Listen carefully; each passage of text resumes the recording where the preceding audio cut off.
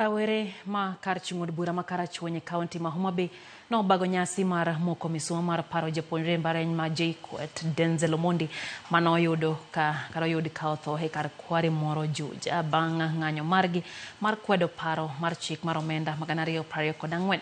Jafwambo marwa Alia Beach nitiere kod ler koa e kaunti ma Homa Bay.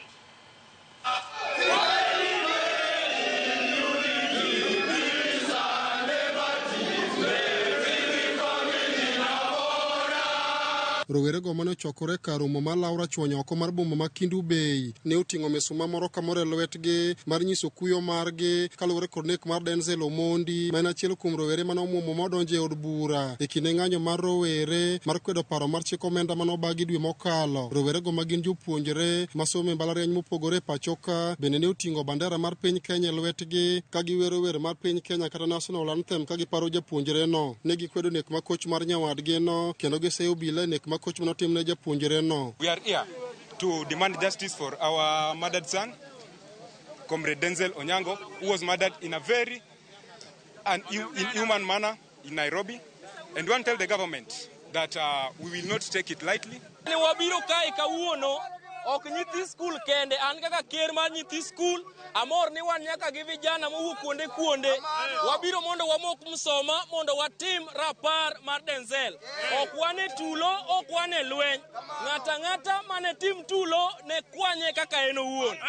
Rowere go ne okoni ng'anyo magitimo e pachoka en mar kelo lokruok e piny Kenya kendo giseyo obila kuom tiyo gi teko mathoth e kinde mag ng'anyo ma osekelo tho mag rowere mathoth e pachoka.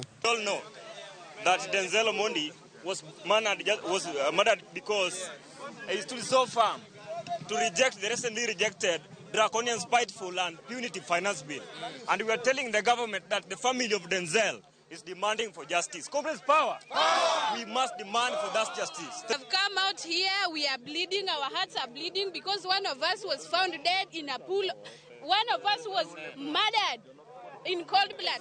Okber nwalakini youth you are kendo giwuok oko mar yudo ne family mar Denzel haki margi.